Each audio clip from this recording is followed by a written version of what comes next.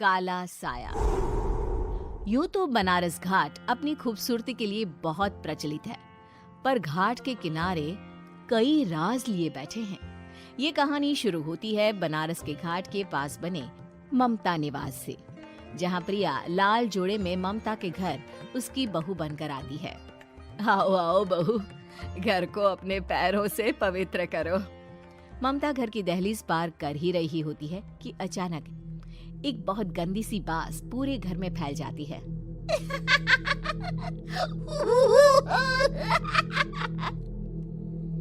ये बदबू और ये आवाजें, ये कौन हंस रहा है माँ? अब ये पड़ोसी ना हमारे थोड़े अलग से है। कहाँ हम शाकाहारी और ये मांस मच्छी खाने वाले। छोड़, तू ध्यान मत दे और गृह प्रवेश कर। और हाँ बहू, अपनी सास की एक बात हमेशा याद रखना, इन पड़ोसियों से तो कभी बात नहीं करेगी। अच्छे लोग नहीं है ये। अपनी सास की ये बात मानेगी ना बेटा? हाँ माँ, जो आपकी मर्जी, मैं उनसे बात नहीं करूंगी। अगले दिन प्रिया अपनी पहली रसोई बनाने रसोई घर में जाती है।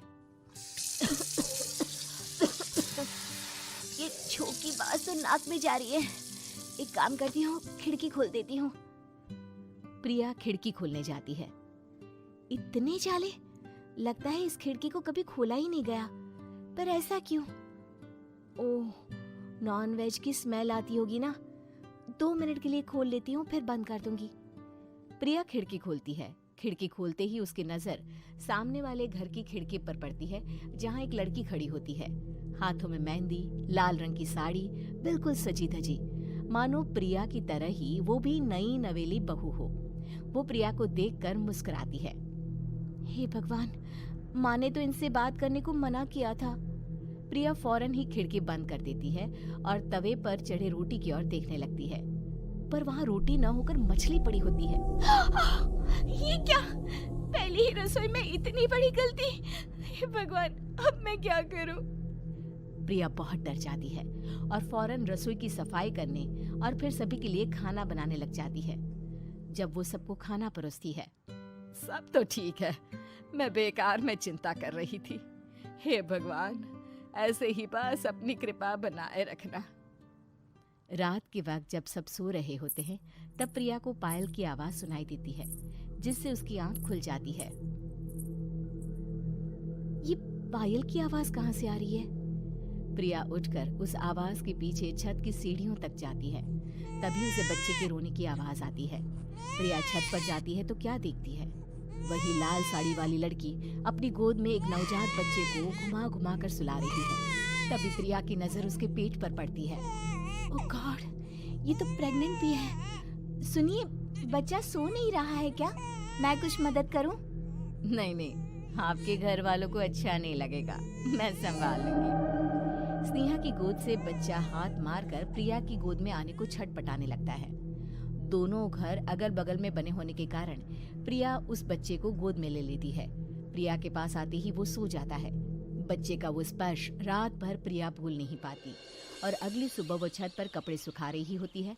तभी उसे एक औरत इशारा करके बुलाती है।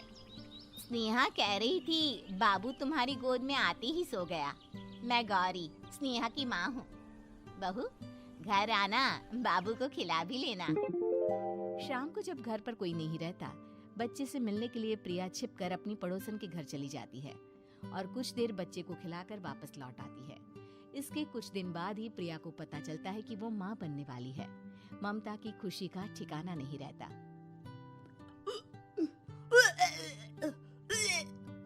माँ जी, पता नहीं क्यों उल्टी आ रही है।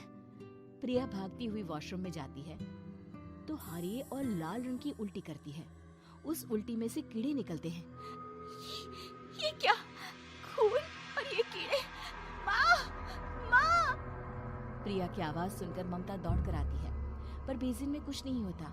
प्रिया हक्की बक्की रह जाती है। ये सब क्या हो रहा है? प्रिया घबरा जाती है और अपने कमरे में जाकर सो जाती है।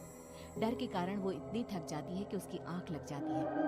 तब उसे ऐसा लगता है उसके पेट पर मानो कोई बैठा हुआ हो। कौन हो? प्रिया के पेट पर एक 5 महीने की बच्ची बैठी हुई थी, जो बुरी तरह जली हुई थी। माँ, तुम ही मुझे लाई ना अपने पेट में। मैं तुम्हारी माँ नहीं हूँ। कौन हो तुम? माँ, देखो मैं जल गई बुरी तरह से। 6 महीने पेट में रहने को भी मुझे नहीं मिला। सहला दो ना माँ। बचाओ, बचाओ, माँ!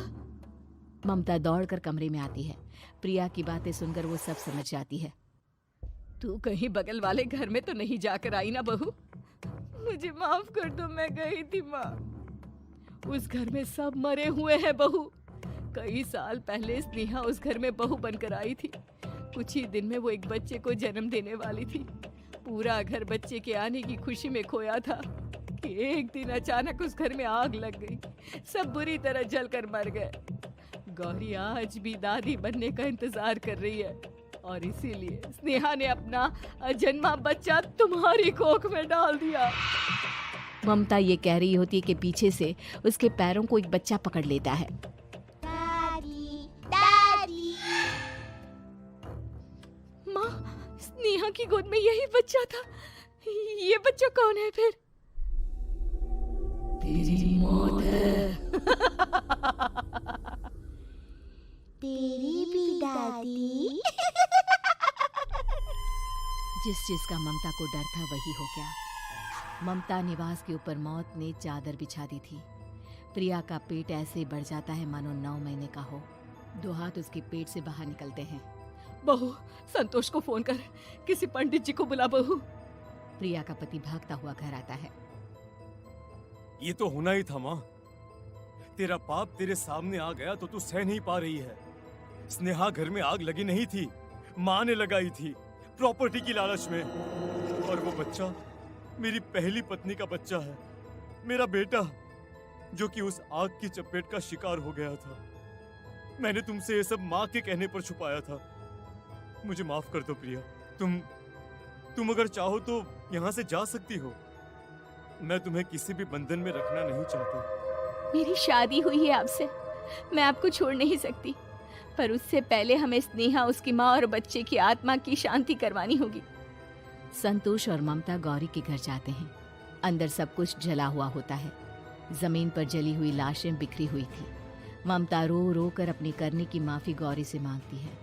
प्रिया स्नेहा के घर वालों का अंतिम संस्कार करवा देती है और ममता निवास फिर से आत्माओं के साए से मुक्त हो जाता है।